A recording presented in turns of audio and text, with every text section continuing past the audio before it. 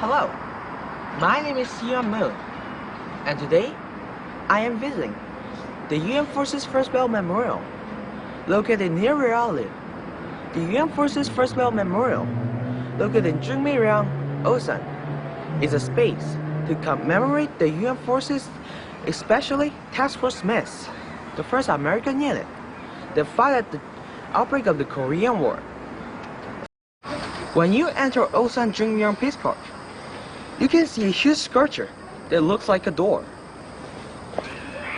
If you look closely, you can see the names on this huge gate, which are the names of the 540 members of Task Force Smith who participated in the Korean War. Due to North Korea's surprise invasion of the South, they were the first UN Security Council members during the Korean War and were sent to the stop in the Korean Army. This is the front of the sculpture, depicting the first advance of Task Force Smiths. Here, on July 5th, 1950, after the outbreak of the Korean War at Jungmi-ryang in Osan, Task Force Smiths began a battle with a powerful North Korean tank unit. The US military, which underestimated the strength of the North Korean army, expected an easy victory, but instead was surrounded by North Korean forces who outnumbered them and were armed with powerful Soviet-made equipment, such as tanks. Eventually, the defense line was breached. It is said that 150 infantry and 13 artillery, the members of Task Force Smiths, 540 men were killed or missing in action as a result of this battle. We would like to show respect to those who died in this battle. Some of Task Force Smiths was defeated, but they never lost. For freedom and to protect the Republic of Korea, Task Force Smiths, who first participated in war after the outbreak of the war, successfully stopped North Korea's attack. Their participation in the war was the first signal of change in the course of the Korean War. As a result of this battle, the North Korean army had no choice but to reorganize its battle lines for more than 10 days.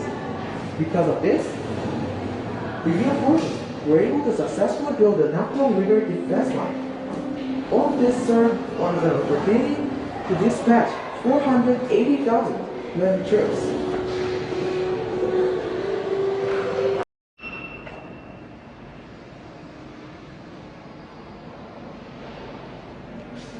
This battle gave UN forces enough time to participate and led to UN forces winning large and small battles later on. I think it is of great significance that the dedication of the Task Force Smith became the starting point of the relationship between our K-US alliance. Hello, my name is Luke Moon, and I'm a student at Gyeongju Middle School in Hwasong. I requested this interview for the RK-US Alliance, a war contest for Colonel William E. Weber. Briefly introduce yourself, please. My name is Robert Zhang, and I work for Army Corps of Engineers in Camp Humphreys. And before that, I was in the military for 20 years. Retired military lieutenant commander, like U.S. Navy. Yeah. The theme of the contest is the meaning of the Korean War and suggestions for strengthening the ROK-US alliance. I think the meaning of the Korean War, in my opinion, was the legitimate defense of the Republic of Korea and the first wars against North Korea's aggression to maintain the punitive and humane regime of Kim Il-sung. It reminds me of an article on an exhibition I saw while visiting the Korean War Memorial of Korea. We will remember the noble sacrifice of the soldiers who joined the UN forces to fight for the freedom and peace. First question, what is the meaning of Korean War in your opinion? I think Korean War means a lot to South Korea, obviously. Without the U.S. participation or the alliance, the support, there would be South Korea today. Right? It would be, North Korea would be taken over like in 1951-52. So definitely that's like most critical existence of South Korea. That's why it's very important to obviously the country's existence. Yeah. Thank you for your comment, sir. I believe that the United States is an ally who fought for Republic of Korea by participating in the Korean War. It seems like a lot of effort will be needed to prevent a historical event like the Korean War from repeating itself. In my opinion, just having USFK stationed in Republic of Korea can be a deterrent to war. And for second question, do you think that USFK will be needed in the distant future? If yes, or if not, please comment on why you think so. Yes, definitely, because North Korea continues to be a threat to the South Korea and the alliance, to the world, I guess, in general. So we still have to be vigilant. Stay ready to fight. Yeah. The USFK's motto always ready to fight tonight. It's not a joke, it's not just it's not a model that you say, because it is a real threat. So including South Korea, I mean, we all have to be ready at any given moment. But it seems like nowadays for South Korea, especially the Korean War was long distant ago, so people feel complacent. Yeah, they don't feel, there's a threat anymore. So I think we need to stay focused. Yeah, we need to stay focused for them. Yeah, Bunny Milo says that the need for RK-US alliance and the relationship between Korean people and USFK is very important. But the reality is that the Korean people and USFK don't know each other very well. And they don't seem to have much interest in both of them. As a middle school student, I think it would be nice if there were more opportunities for real exchanges between the Korean people and the USFK, rather than mere talking points such as strengthening for the RK-US alliance. For a second question, do you think there is a meaningful exchange between the Korean people and the USFK? How do you feel about it?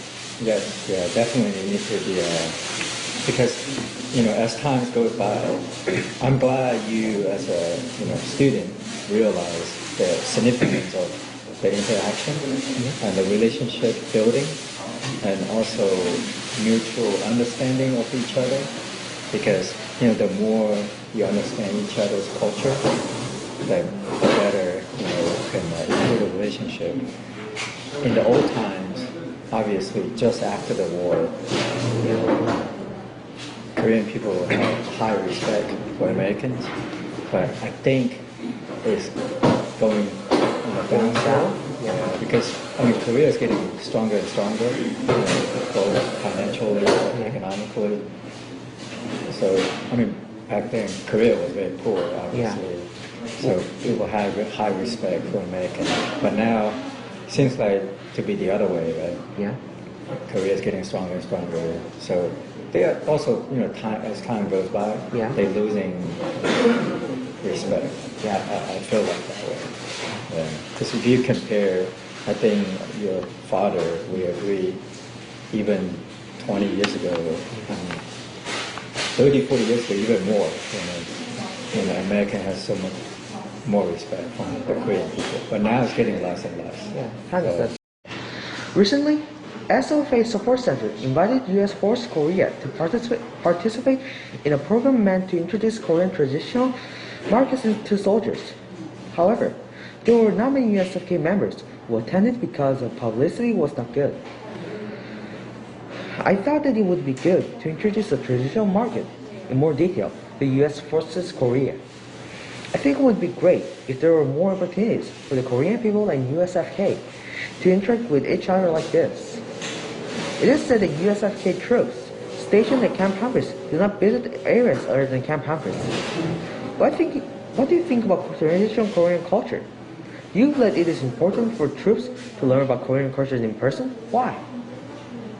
Yes, like I mentioned before, the more you understand each other's culture, they have more mutual respect.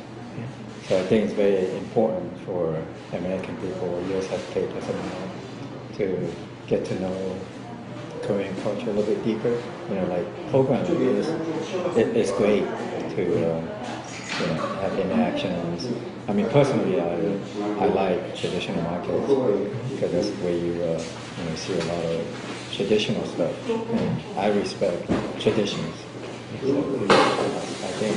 Yeah, so far, thank you for respect our culture. And thank you for a nice comment too. Through this interview, we explored the opportunities to get better understanding of what you think about ROK-US alliance.